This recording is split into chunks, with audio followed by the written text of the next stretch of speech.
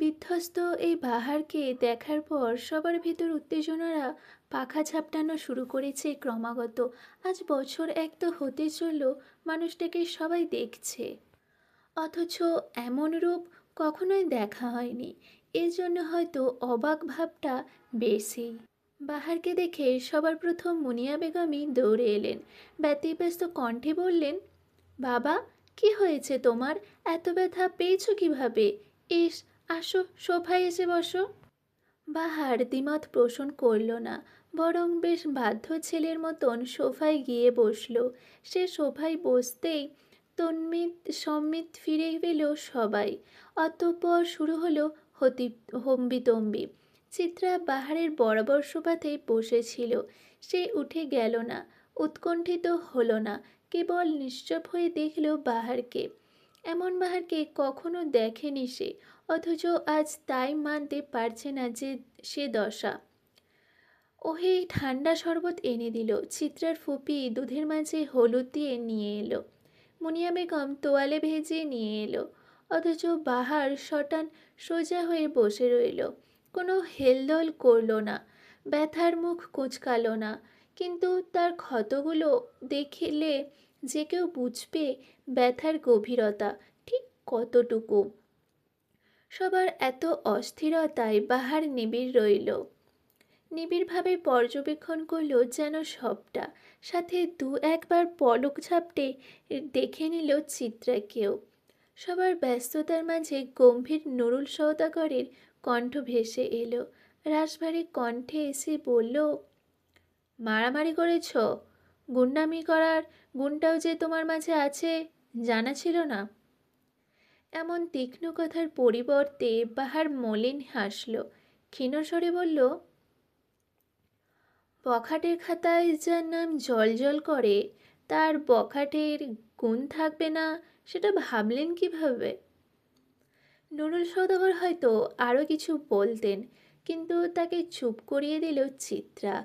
খুব ভদ্রতার সাথে সে বলল, আব্বু থামুন, ক্ষত যার এমনিতেই আছে তাকে তার ক্ষত বাড়ানোর কি প্রয়োজন? অনেক তো ক্ষত করলেন, মাঝে মাঝে প্রলেপ লাগাতেও পারেন। চিত্রা নামের মেয়েটির মুখে যে এমন কথা উচ্চারিত হবে তা সবারই ভাবনার বাইরে ছিল, যার জন্য উপস্থিত সবাই হতবিহ্বল দৃষ্টি চিত্রাতে নিবদ্ধ। আজ যেন একের পর এক চমকে তাজ্জব সওদাগর বাড়ি। হুট করে এই বাড়ির মানুষগুলো যেন বড্ড অপরিচিত হয়ে উঠেছে। এতটা অপরিচিত তারা হয়তো কখনোই ছিল না। উপস্থিত বিস্তৃত সব চেহারার মাঝে কেবল একজনের মুখে চাপা হাসির রেখা দেখা দিল, যে মানুষ চিত্রাকে ঘাত প্রতিঘাতের বাণী শুনিয়েছিল। পরপর ছেলে ও মেয়ের এমন উত্তর দেওয়ার ভঙ্গিমায় নুরুল সওদাগর যেন কথা বলতে ভুলে গেলেন। মেয়েটিকে কতক্ষণ তাকেই রইলেন নিরুত্তর। আশপাশ হাতড়ে যখন ভাটা পড়ল শব্দগুচ্ছের সমুদ্রে, তিনি নতজাত হয়ে প্রস্থান করলেন। সে যেন দেখলেন মিছে ক্ষমতার আস্ফালন এখন আর চলবে না। ভ্রমের কার্তুজ ভেঙে পড়ছে অনবরত। নুরুল সওদাগর চলে যেতেই সকলের ভিতর থাকা টান টান উত্তেজনারাও মিইয়ে এলো। বুক ভরে শ্বাস নিল সবাই। তারা ভেবেছে এই হয়তো নুরুল সওদাগরের বাজখায় গলা ফেটে পড়বে। এই হয়তো ছোট্ট চিত্রা পিষে যাবে নুরুল সওদাগরের কথার তীক্ষ্ণতায়। কিন্তু তেমন কিছু হলো না। রুদ্ধশ্বাস সময়ের পরিসমাপ্তি হলো। সবাই আবার ধ্যান দিল বাহারের দিকে। ছেলেটাকে কেমন ক্লান্ত দেখাচ্ছে। মুনিয়া বেগমের ভীষণ মায়া লাগলো। ছেলেটার চুলগুলোতে হাত বুলিয়ে দিল, ধীর কণ্ঠে শুধালো, বাবা, তোমার যে বড় ক্লান্ত লাগছে, ঠিক কি হয়েছে বাবা? বাহার সে প্রশ্নের উত্তর দিল না, বরং কেমন কণ্ঠে যেন বলল, আমায় আগে একটু ভাত দিবেন আন্টি, বড্ড খিদে পেয়েছে। কণ্ঠটা কেমন যেন অসহায় শোনালো, কেবল পেটের ক্ষুধা না, মনে হলো এ যেন কত বছরের না পাওয়ার হাহাকার। বাহারের কণ্ঠে আজ অসহায়ত্ব, খেতে চাওয়ার হাহাকার। মুনিয়া বেগম তার সাথে মুনিয়া বেগম সাথে সাথে ছুটে গেলেন রান্নাঘরে। প্লেট ভরে ভাত নিয়ে এলেন। তার জীবনে এমন নিঠুর আবদার যেন সে আর শোনেনি। একটু ভাত দিবেন? কথাটার মাঝে যেন কিছু একটা ছিল যা নাড়িয়ে দিল সকলের অন্তরের অন্তঃস্থল। ভাত আনতেই কোনো বাক্য ব্যয় না করেই হাত ধুয়ে বাহার খাওয়া শুরু করলো। খুব মন দিয়ে সে খাবার খেলো। এতদিনের মাঝে কখনো বাহারকে এমনভাবে খেতে দেখেনি কেউ। বরং হয়েছে উল্টোটা। কত সময় দেখা যেত বাহারের পড়া টেবিলে উন্মুক্ত রাখা খাবারের থাল, যার এক বিন্দু খাবার নড়চড় হয়নি। কত কত সময় বাহার খাবারের প্লেট ফিরিয়ে দিত। খাবারের প্রতি তার বড্ড অনীহা, অথচ সে বাহার আজ তৃপ্তি করে খাচ্ছে। মায়া হলো লতা বেগমেরও। কাঠখোট্টা মহিলাটাও আদুরে কণ্ঠে জিজ্ঞেস করলো, বাবা, সারাদিন খাওনি তাই না? বাহার খেতে খেতেই খুব স্বাভাবিক স্বরে উত্তর দিল, না আন্টি, আসলে পকেটে টাকা ছিল না। মাস শেষ তো, টিউশনির টাকাও শেষ। বেকার মানুষের বেঁচে থাকাটাই তো যুদ্ধ আন্টি। সেই যুদ্ধে আমাদের ভাত না খাইয়ে কতগুলো দিন কাটানোর গল্প থাকে। ফুটপাতে রাত কাটানোর গল্প থাকে। প্রিয় মানুষ হারানোর গল্প থাকে। আপন মানুষদের আবদার পূরণ করতে না পারার গল্প থাকে। সাথে গল্প থাকে আমাদের বখাটে হওয়ার। দারিদ্রতা এমন একটা রোগ যা মানুষকে বেহায়া করে দেয়, আর বেকারত্ব এমন একটা অভিশাপ যা মানুষকে লজ্জাহীন করে দেয়। অথচ প্রতিনিয়ত আমাদের বাঁচতে হয় লজ্জায়, লজ্জায়, হীনমন্যতায়। সিগারেটের ধোঁয়া দেখে মানুষ ঠাট্টা করে বলে, বেকারের বিলাসিতা। কেবল ওই নিকোটিন জানে কত হাহাকার উড়িয়ে দেয় আমরা সেই ধোঁয়ায়। মানুষ তো সালা বেইমান, নিকোটিন অন্তত সেটা না। কথা শেষ করে সাথে খাওয়া শেষ। সবাই কেবল নীরব শ্রোতা। বাহার ছেলেটা এত কথা বলতে জানে এটা কেউ জানতই না। এক বাক্য থেকে দুবাক্যে কোনো কথা তার গিয়েছে কিনা সন্দেহ। আর আজ সে ছেলে কিনা বেকারত্বের হাহাকার পাঠ করলো। অথচ এতদিন সবাই ভাবতো বাহার মানেই ভবঘুরে, ডোন্ট কেয়ার ভাবের ব্যক্তি, ব্যথা আঘাত যাকে ছুঁতে পারে না। খাবার শেষ হতেই ওহি প্লেট নিয়ে রান্নাঘরে রেখে দিল। বাহার হেলান দিয়ে বসলো সোফায়। মুনিয়া বেগমও বসলেন বাহারের সাথে। বাহারের দিকে প্রশ্নাত্মক দৃষ্টিতে তাকিয়ে জিজ্ঞেস করলেন, এবার বলো তো, ঠিক কী হয়েছে? তোমায় তো কখনো মারামারি করতে দেখিনি, তবে আজ। বাহার ছোট শ্বাস ফেলল, ক্ষীণ স্বরে বলল, আমাদের ভার্সিটির মাঝে বাহার ছোট শ্বাস ফেলল, ক্ষীণ স্বরে বলল, আমাদের ভার্সিটির মাঝে অতিরিক্ত রাজনীতির চর্চা। বর্তমানে যেই ছাত্রলীগ নেতা আছেন তিনি বেশ উচ্ছৃঙ্খল। তার এই উচ্ছৃঙ্খল কাজে প্রতিবাদ করাতেই নেতার চামড়ারা চামচারা খেপে যায়। অতঃপর শুরু হয় ধস্তাধস্তি। সবাই আফসোসে দীর্ঘশ্বাস ফেলল। বর্তমানে পড়াশোনার জায়গাগুলো হয়তো ব্যবসায়ীর জায়গা, না হয় রাজনীতি হয়ে গেছে। এই বিরুদ্ধে কথা বললেই তোমার ধ্বংস নিশ্চিত। তবে কি বাহার পা ফেলল এই ধ্বংসের পথে? রাত 8:30। সওদাগর বাড়ির প্রায় সব সদস্য দাঁড়িয়ে আছে বিমানবন্দরে। আর কিছুক্ষণ পর তাদের বাড়ির ছোট হাসির জাদুকরটা পথ ধরবে ওই স্বচ্ছ আকাশপানে। আবার সুস্থ হয়ে সে ফিরবে কিনা তা জানা নেই কারো। কেবল তারা বুকে একরাশ আশা পুষে সৃষ্টিকর্তার নিকট করুণ প্রার্থনা তুলে দিয়েছে, বাচ্চাটা ফিরে আসুক, বাচ্চাটা বাঁচুক, হাসুক। আরেক দফা কান্নার রোল পড়ল বিমানবন্দরে। অ্যাম্বুলেন্স থেকে ছোট চেরির দেহটা যখন নামানো হয়, হাউমাউ করে ওঠে সবাই। মেয়েটা কেমন ফ্যাল করে তাকিয়ে দু নয়ন ভরে দেখল সে বাড়ির সদস্যদের। কত কিছু যেন বলার ছিল বাচ্চাটার, অথচ ভাগ্যের নির্মমতায় বলা হলো না কত কিছু। কেবল দেখে গেল সবাইকে। বাচ্চাটার সুস্থ চোখটা দিয়ে পানি গড়িয়ে পড়ল। বাচ্চাটাও যেন বুঝল তার অনিশ্চিত ভবিষ্যতের কথা। বাচ্চার কান্না দেখে শক্ত সামর্থ্য মানুষগুলোও শক্ত রইল না, কেমন পাংশুটো হয়ে গেল, হয়ে এলো সকলের মুখশ্রী। সবচেয়ে বেশি চিৎকার শোনা গেল চিত্রার। ছেলেকে ছোটবেলা থেকে কোলে পিঠে করে মানুষ করার কাজটা যেন অগোছ অগোছালো চিত্রার উপরেই ছিল। আর ছোট চেরির যেন যে এই চিত্রাতে নিবদ্ধ। চিত্রা আপা ছাড়া যেন তার গতি নেই, অথচ এই আপাকে ছেড়ে যেতে হবে দূর দেশে। চেরির ছোট শরীরটাকে জড়িয়ে ধরল চিত্রা। চেরি তখনও স্ট্রেচারে শোয়ানো। চিত্রা হাউমাউ করে কাঁদল।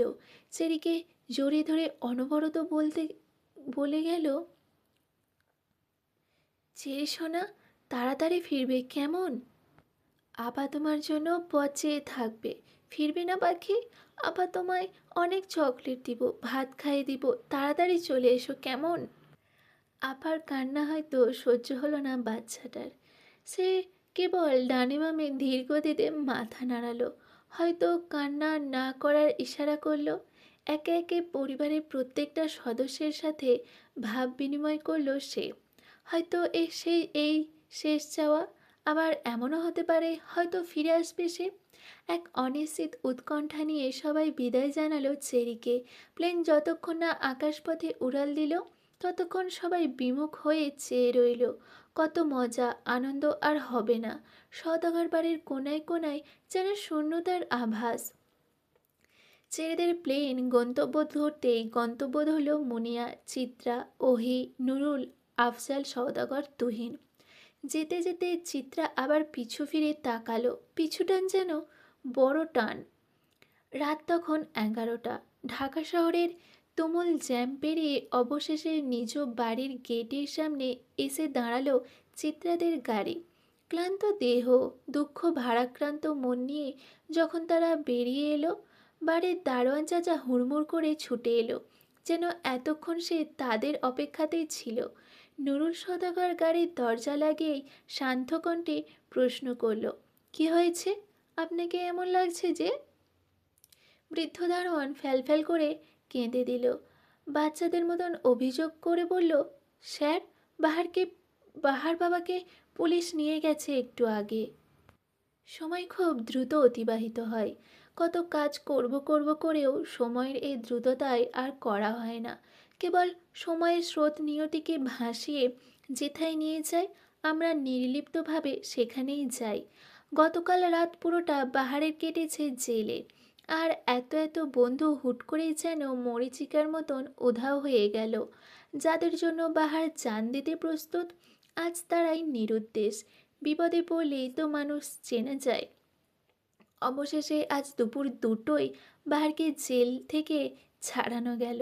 এর জন্য আফসার সওদাগর আর তুহিন কম কাঠখড় পোড়ায়নি।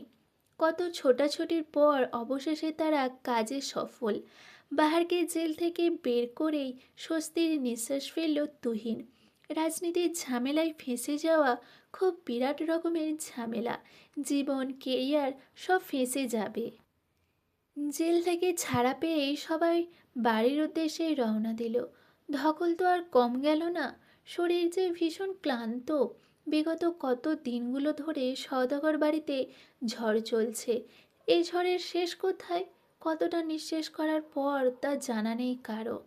সূর্যাস্তের ঠিক পূর্ব মুহূর্তে ইতালির ভ্যাটিকান সিটিতে পা রাখে অবনী, সাথে তার অসুস্থ মেয়ে চেরি। আশেপাশের প্রকৃতি মানুষজনের দিকে চোখ বুলিয়ে নেয় সে। কি সুন্দর, অথচ এই সুন্দর তো সে চায়নি। পরিচিত দেশ ছেড়ে এই ভিন দেশে তো সে কখনো পাড়ি দিতে চায়নি। তবে আজ নিয়তির খেলায় ভাসতে ভাসতে সে এত দূর এসেছে। বুক চিরে বেরিয়ে এলো এক দীর্ঘশ্বাস। ব্যাগ থেকে অবনী বেগম ফোনটা বের করলো। পঞ্চমবারের মতন রিং লাগালো তার স্বামী আমজাদ সওদাগরের ফোনে। মানুষটা কেমন দায়িত্বজ্ঞানহীন হলে এমন সময় ফোন রিসিভ করছে না, অথচ এয়ারপোর্টে থেকে তাদের একসাথে হসপিটালের উদ্দেশ্যে যাওয়ার কথা। অবশেষে পঞ্চমবারের মতন ফোনটা রিসিভ না হয়েই কেটে যেতে হতাশার শ্বাস ফেলল অবনী। মন খারাপের বিজ্ঞাপনে ভরে গেল তার হৃদয় মাঝার। এই অচেনা শহরে এই মুহূর্তে দাঁড়িয়ে তার নিজেকে ভীষণ অসহায় মনে হচ্ছে। চেরির ঘুমন্ত নিথর দেহটার দিকে তাকাতেই অসহায়ত্ব যেন পাহাড় ছুঁয়ে দিল। জীবনে অনেক কাজ সে করেছে, অনেক অন্যায় করেছে, অল্প বয়সের আবেগে ভেসে গিয়ে পুরো জীবনটা অবহেলার সমুদ্রে ঢেলে দিয়েছে। কিন্তু আজকাল তো বয়স হয়েছে, বুঝো হয়েছে, মোটামুটি ভালো মন্দ সে বুঝতে পারে। তাই তো এখন সন্তানগুলোকে আঁকড়ে ধরার প্রচেষ্টা। কিন্তু সেই সন্তানদের উপরেই আজ বিপদ। এই অচেনা প্ল্যাটফর্মে পরিচিত মুখটা দেখতে পাওয়ার আকাঙ্ক্ষা নিয়ে সে গাড়িতে উঠে বসলো। এই গাড়ি এখানের অবস্থানরত হসপিটাল থেকে আনা হয়েছে, যেখানে চেরিকে ভর্তি করানো হবে। অবনী বেগমের হৃদয় তোলপাড় করে কান্না এলো। এত বছরের পাওয়া এত বছরের পাওয়া না পাওয়ার গল্পে ভারী হলো কান্নার সুর। প্রাপ্তি অপ্রাপ্তির এই 12 মাসের জীবনে তার 10 মাসে কেটেছে শূন্যতার হাহাকারে। এসব বিষাদের গল্পে তার কান্নার গতিবেগ বাড়ল, বই কমালো না। আমজাদ সওদাগর আসেনি, এই কথাটা তাকে যত বেশি না কষ্ট দিয়েছে, তার চেয়ে বেশি কষ্ট দিয়েছে তাকে তার ভাবনা যে আমজাদ সওদাগর হুট করে দায়িত্ব জ্ঞানহীন হয়ে গেছে। মানুষ বরাবরই কোমল প্রাণী, তারা চায় তাদের মন খারাপ, একাকিত্ব কেউ বুঝুক। কিন্তু তখন তাদের এই চাওয়াটা পূরণ হবে না বুঝতে পারে, তখন তাদের মনের ঘরে নামে ভীষণ শোক। অবনী বেগমও সেই মানুষের বাহিরের না। চৈত্রের অপ্রাপ্তি, বৈশাখের শূন্যতা সব মনে করে বাড়াচ্ছে তার মন খারাপের খাতা। সন্তান প্রেমী সহজ সরল আমজাদ সওদাগরও বদলে যেতে পারেন, তা অবনী মানতে কষ্ট হচ্ছে। মাথার উপর নিকষ কালো আকাশ, হৃদয়ে ব্যথার আন্দোলন, কণ্ঠে উন্মাদনা মাখানো গান। তীর ভাঙা ঢেউ আমি ভাঙা জল, ঝড়, উজান ভাটির দুনিয়াতে সবই হলো পর। কি হাহাকার সে গানে, কে জানে কত গল্প মানুষের হৃদয়ে দাফন দেওয়া থাকে, কত জনই বা সেসবের খবর রাখে। হাতের গিটারে অনবরত সুর তুলে যাচ্ছে। কখনো গেয়েছে বাহার বখাটে হওয়ার গল্প, কখনো সে সুর তুলেছে বিরহের। পরপর কতগুলো গানের পর থেমে গেল তার হাত। বিরক্তিকর ঢেকুর তুলে অসহ্য অনুভূতিতে ছেড়ে ফেলতে চাইল। চোখ টকটকে লাল তার, মুখে অবহেলার চাপদাড়ি। হাতের গিটারটা ছাদের বেশ প্রশস্ত রেলিংটার উপর রাখল। পকেট থেকে তার অতি প্রিয় সাথে নিকোটিনকে বের করে দু ঠোঁটের মাঝে চেপে ধরল। দেশলাইটায় জ্বালানোর মুহূর্তে কেউ এসে ছোঁ মেরে টেনে নিল ঠোঁটের ভাঁজে থাকা সিগারেটটা। বাহার অবাক এবং বিরক্ত হলো। প্রয়োজনের সময় এমন অপ্রয়োজনীয় কাজ তার বরাবরই বিরক্ত করে। সিগারেট হলো তার একান্তই ব্যক্তিগত সম্পদ, যার উপর হস্তক্ষেপ করার অধিকার কারো নেই। বাহার কপাল কুঁচকে সিগারেট ছোঁ মারা ব্যক্তিটার দিকে তাকাতেই বিরক্তিতে উচ্চারণ করলো। অধৈর্য কণ্ঠে বলল, এসব কেমন আচরণ তোমার? চিত্রা ততক্ষণে সিগারেটটা হাতে মুঠোয় ভরে নেয়, দুষ্টু হেসে বলে, এমন আচরণটাই করা উচিত আমার আপনার সাথে। বখাটে বোনা ছাড়েন তো এবার, আর কত বখাটে হবেন, এখন তো অন্তত থামুন। কেন, জেল খেটেছি বলে বখাটে বোনা ছাড়তে বলছো? অথচ সভ্য সমাজে বখাটে না হলে পায়ে পিষে যাবে তোমাদের মতন বড় লোকেরা। বাহারের তীক্ষ্ণ কথার ধারে হতভম্ব হয়ে গেল চিত্রা। জেল থেকে এ যেন অন্য এক বাহারের আগমন। বাহার ভাই তো এমন ছিল না। চিত্রা নিজেকে সামলে নিয়ে বোকা বোকা হেসে বলল, আরে না বাহার ভাই, আপনি ভুল বলছেন। আমি তো কেবল এমনিই বলেছি, সিগারেট তো ক্ষতিকারক, তাই। মানুষের চেয়ে কমই ক্ষতিকারক। মানুষের সঙ্গেই ছাড়তে পারলাম না, আর এ তো আমার একাকিত্বের পরম বন্ধু, এরে ছাড়ি কিভাবে? চিত্রা গোঁ ধরল। আজ সে পণ করেছে বাহারকে তার সিগারেটের ধোঁয়া ওড়াতে দিবে না। এখন তার যা করা লাগে সে করবে। বাহারের বিরক্তিকর ভার তরতর করে বাড়ল। চিত্রাকে ভয়ঙ্কর রকমের ধমকা দিতে গিয়েও ধমক দিতে গিয়েও আবার দিল না। পকেট থেকে সে বিনা বাক্য ব্যয়ে আরও একটা সিগারেট বের করলো। যথারীতি সেই সিগারেটটাও চিত্রা ধপ করে টেনে নিয়ে গেল। ধৈর্যের বাঁধ ভেঙে গেল বাহারের। তার সবচেয়ে প্রিয় গিটারখানা সেই রাগবশত ছুঁড়ে মারল ছাদের মেঝেতে। ঝনঝনানি শব্দে ভেঙে চুরে একাকার হয়ে গেল গিটারটা। চিত্রা কেবল ফ্যাল ফ্যাল করে চেয়েই রইল। জীবনে এমন অবাক সেই যেন কখনো হয়নি। বাহার কেবল গিটার না, ভেঙে দিল যেন স্বয়ং চিত্রাকে। কি নিষ্ঠুর, কি নির্মম! মনে হচ্ছে চিত্রার চিত্তের এক একটা ভাঙা টুকরো ছড়িয়ে ছিটিয়ে আছে ছাদ জুড়ে। চিত্রা অবাক ভরা চোখ মুখ নিয়ে কাঁপা কাঁপা কণ্ঠে বলল, বাহার ভাই। বাহার যেন এই ডাক্তার অপেক্ষায় ছিল। ডাক্তার সাথে সাথে সে খেঁকিয়ে উঠল, ভয়ঙ্কর রকমের ধমকে বলল, একদম আমায় আটকাতে আসবে না মেয়ে, জ্বালিয়ে দিব। সাবধান করেছিলাম না তোমায়? করেছিলাম কিনা বলো। তবু আমার ব্যাপারে নাক গলানোর সাহস কিভাবে হলো তোমার? দু একদিন হেসে কথা বলেছি বলে কি মাথা কিনে নিয়েছো? ভদ্রতা দেখিয়েছি, সেটা সহ্য হয় না তাই না? শালা শান্তি দিল না এই মানুষ জাতি। কথা শেষ হতেই বাহার নিজের চিলেকোঠার ঘর খানাতে চলে গিয়ে সশব্দের দরজা আটকিয়ে ফেলল। চিত্রা কেবল দেখল সবটা। সে হয়তো সত্যিই অতি অধিকার ফলিয়ে ফেলেছে, তাই বলে এমন আচরণ করবে বাহার? অষ্টাদশের হৃদয় তোলপাড় করে অভিমান জমল। চোখে টলমল করল অভিমানের অশ্রু। ভাঙা বিধ্বস্ত গিটারখানা দেখার পর বাঁধ মারল না সে অশ্রুর কণাগুলো। অঝোর ধারায় ঝরে গেল কেবল। বাহার ভাই তার উপর চিৎকার করেছে। এটা না যতটা কষ্ট দিয়েছে, তার চেয়ে বেশি কষ্ট দিয়েছে বাহার ভাই নিজেকে কষ্ট দিয়েছে সেটা ভেবে। গিটারটা তো বাহার ভাইয়ের প্রাণ ছিল। সিগারেট আর গিটার সে কখনো হাতছাড়া করেনি, যেন সাক্ষাৎ প্রাণভ্রমরা এখানে। অথচ সে গিটারের আজ বিধ্বস্ত অবস্থা, তাও কিনা বাহার ভাই নিজে করেছে। অষ্টাদশের কান্নায় ভিজে গেল নেত্রের যুগল। চিবুক পেরিয়ে গড়িয়ে গেল সেই অশ্রু। বুক সমান কষ্ট নিয়ে অষ্টাদশে অভিমান করল। বাহার ভাইয়ের দিকে সে আর ফিরবে না, চাইবে না। পাষণ্ড পুরুষ বাহার ভাই, সর্বনাশা পুরুষ সে। হসপিটালের করিডোরে নতুন একটা দিনের আগমন। সূর্যের আলো হসপিটালের বাগানের বিভিন্ন রকমের রঙিন ফুলের ওপর ঝিলিক দিয়ে উঠছে। নতুন সকাল, নতুন আর একটা দিন। অবনী বেগমের ক্লান্ত শরীরটাকে অবসাদের জন্য বসিয়েছে কাঠের সুন্দর বেঞ্চখানায়। চোখ দুটো বন্ধ করে খানিক ঝিমিয়ে নিল সে। সূর্যের তেজ বাড়ল, শরীরের অবসাদটা কিঞ্চিত কাটল, সাথে সতেজ হলো মস্তিষ্ক। হঠাৎ পাশে কারো কড়া পারফিউমের ঘ্রাণ পেতেই চোখ খুলে তাকালো সে। কাঙ্ক্ষিত মানুষটাকে এ সময়ে দেখে ভড়কেও গেল কিছুটা। বিস্মিত কণ্ঠে বলল, আমজাদ। কোটটাই পরা ভদ্রলোক অবনীর পাশে এসে বসল। নরম কণ্ঠে বলল, কেমন আছো অবনী? অবনীর অভিমান হলো। এই কি প্রথম অবনী স্বামীর প্রতি অভিমানে মুখ ফুলালো?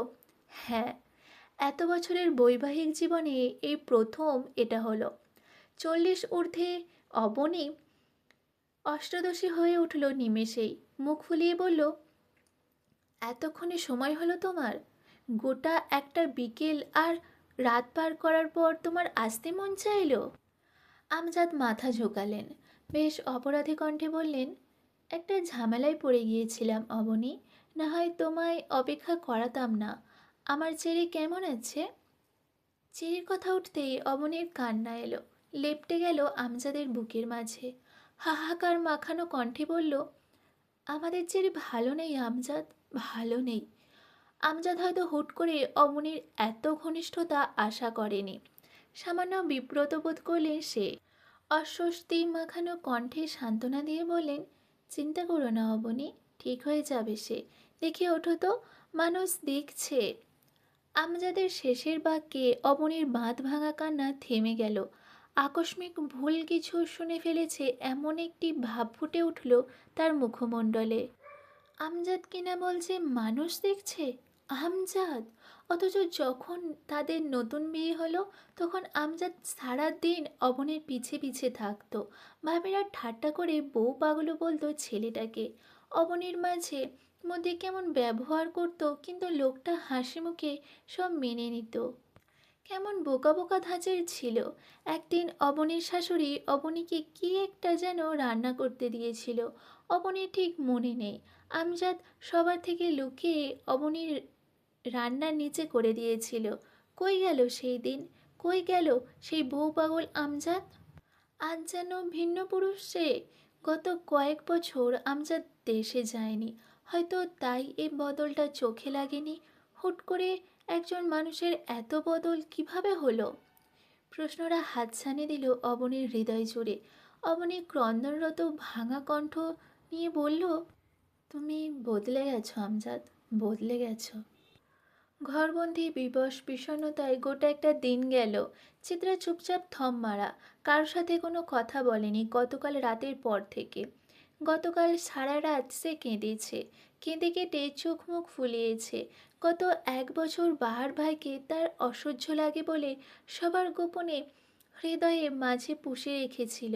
সে আজ বুঝছে এই বাহার ভাইকে ছাড়া তার গোটা দুনিয়া অসহ্য, কিন্তু বাহার ভাই অসহ্য না। সময়টা ঠিক সন্ধ্যার পরের ভাগ। এ সময় বাড়িতে হইচই থাকে কম, যে যার মতন ব্যস্ত থাকে। তুহিন ভাইজান বোধ হয় বাহিরে এখনো। দিশান আর ত্রিশান ভাই রাও বোধ হয় পড়ছে। ওহিয়াপারও পড়ার সময়। বড়রা হয়তো ঝিমুচ্ছে কিংবা কথা বলছে। পুরো বাড়ি একদম নিবিড়, একদম শীতল। চিত্রার দরজা খুলেছে সারাদিন পর এখন। বাড়ির মানুষ তাকে তেমন একটা ডাকেও নি আজ। ভেবেছে শরীর তো এমনিতে অসুস্থ, ঘুমাক না হয়। কেউ কি আর মনের খোঁজ রাখে? আধার ঘরে অন্য কারো উপস্থিতি অনুভব করতেই চমকে গেল চিত্রা। এই সময় কে আসতে পারে তার ঘরে ভাবতেই বারান্দার দরজা উঁচা লম্বা পুরুষালীর অবয়ব ভেসে উঠল। চিত্রা অবাক কণ্ঠে বলল, আব্বু?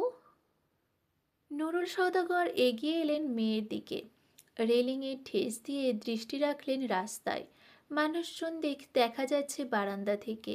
ল্যাম্পপোস্টের আলোয় কত সজীব দেখা যাচ্ছে রাস্তাটা। নুরুল সওদাগর ছোট্ট শ্বাস ফেললেন। রাস্তায় দৃষ্টি রেখেই বেশ গম্ভীর কণ্ঠে বললেন, রাস্তা থেকে তো রিক্সা গাড়ির হর্নের শব্দ আসে, তাই না? তোমার রুমটা না হয় বদলে ফেলো, অসুবিধা হয় না? চিত্রা অবাক হলো। বাবার সাথে এমন কথা বলার সম্পর্ক তার নেই, তাহলে আজ বাবা অন্য সুর গাইছে যে? নতুন কোনো বার্তার আগমন তাহলে ভেসে বেড়াচ্ছে পরিবেশে। ওরে পাখি বলিস তারে, কত ব্যথা রাখি গোপন করে। কখনো ব্যথারা মুখ থুবড়ে পড়ে, কখনো বা অশ্রু হয়ে ঝরে। নীল রঙের কালি দিয়ে লেখা ছোট 2 লাইনের কথাগুলো কত সুন্দর, কত ব্যথার। চিত্রা বার কয়েক পড়ল লেখাগুলো, বেশ মনে ধরেছে। সে যখন এসে দেয় তখন এখানে সেখানে এলোমেলো অবুঝ মনে কত কথাই না লিখে রাখত, কত কবিতায় যত্নে গড়ত। টিনেজার সময়টাই তো এমন। বয়ঃসন্ধিতে এসে ছেলে মেয়ে কিছুটা কাব্যিক হয়ে যায়, তাদের অতি রংসঙ্গে আবেগ ঝরে পড়ে কাব্যের পাতায়। চিত্রাও তাদের থেকে আলাদা না, অথচ সেদিন যে কথাটা লিখেছিল একান্তই ফুরফুরে মনের আবেশ অনুভব করার জন্য, আজ সেই লেখাটাই জীবনের চরম ব্যর্থতা মনে করাচ্ছে। সময় পাল্টাতে ঠিক কতটুকু সময় লাগে? 1 সেকেন্ড বা তারও কিছু কম। বা চোখের কাজল ঘেঁটে মুক্তোর মতন এক বিন্দু অশ্রু গড়িয়ে পড়ে চিত্রার চোখের কোণে থেকে। আহা, কান্নারা এত অবাধ্য কেন? সময়টা আগস্টের 17 তারিখ, শুক্রবার। বেলা এখন ঠিক অপরাহ্ন। চিত্রার শরীরে নীল রঙের শাড়ি জড়ানো, চোখে গাঢ় কাজলের প্রলেপ। অভিমানিনীর প্রগাঢ় অভিমান ঢাকতে যেন সক্ষম সেই কাজল। হয়তো নয়নের গভীরে লুকিয়ে থাকা অনুভূতিদের লুকানোর জন্য এই ব্যবস্থা। শ্যামলা শরীরে গাঢ় নীল রঙটা ঠিক খারাপ লাগছে না, চলনসই থেকেও আরও 2 ধাপ বেশিই ভালো লাগছে। পিঠ অবধি চুলগুলো বাতাসে উড়ছে তার। আজকে বিশেষ দিন তার জীবনে, তাই এত সাজগোজ। জীবন তো কিছুর জন্য থেমে থাকে না, সেই জীবনকে এগিয়ে নিয়ে যেতে হয় অনেক দূর। যদি এগিয়ে যাওয়াটা খুব দ্রুত হয়, তবুও বোধহয় খারাপ হবে না। অপেক্ষিত সময়ের অবসান ঘটল। বাইরের ঘর থেকে চিত্রার ডাক ভেসে এলো। এই তো চিত্রার ডাক পড়েছে নতুন কিছুর জন্য। হওয়ার আহ্বান এসেছে। চিত্রা বিছানায় বসে রইল, বুকের মাঝে যন্ত্রণাদের বিক্ষোভ মিছিল। তাদের যেন প্রতিবাদ। বুকের মাঝে ঠাঁই দেওয়া মানুষটাকে ছাড়া আর কাউকে সহ্য করবে না চিত্রার জীবনে, কখনোই না। চিত্রা শ্বাস নিল, অনুভব করলো এই চারপাশে বাহার ভাইয়েরই কেবল অস্তিত্ব। এই যে আলমারির ভেতর রাখা বাহার ভাইয়ের শুভ্র রঙের টি শার্ট, বইয়ের টেবিলের উপর বাহার ভাইয়ের নোটস, ড্রেসিং টেবিলে ড্রয়ারের ভিতরে বাহার ভাইয়ের কত শত ফেলে দেওয়া আধ খাওয়া সিগারেট, এই যে হৃদয় মাঝে পুষে রাখা আস্ত একটা বাহার ভাই। সব জায়গাতেই তো মানুষটা, তবে তাকে ভুলার জন্য এত আয়োজন কেন? এই আয়োজনের সার্থকতা কোথায়? ভাবনার মাঝে চিত্রের ঘরে প্রবেশ করলো তার মা মুনিয়া বেগম। চোখে চিকন গ্লাসের চশমাটা, শরীরে কালো শাড়ি, মুখে চিকচিক করা ঘামের বিন্দুকণা। সে এসে ব্যস্ত ভঙ্গিতে বলল, চিতু, তুমি সাজগোজ করেছো কেন? বাবার সাথে পাগল হয়েছো? সেখানে তুমি যাবে না। নিজের এত বড় ক্ষতি করার জন্য উঠে পড়ে কেন লেগেছো? আর তোমার বয়সই বা কত? এ বয়সে কিসের বিয়ে? কোনো বিয়ে হবে না। মায়ের ব্যস্ততা মেশানো কথার পরিপ্রেক্ষিতে জবাব দিল না চিত্রা। কেবল মায়ের মুখের দিকে তাকিয়ে রইল অনিমেষ। মাটা এত সুন্দর কেন? ভাইয়াও মায়ের মতন সুন্দর। তাদের দেখলেই কেমন চোখে শান্তি শান্তি লাগে, ভালো লাগায় ছেয়ে যায় হৃদয় জমিন।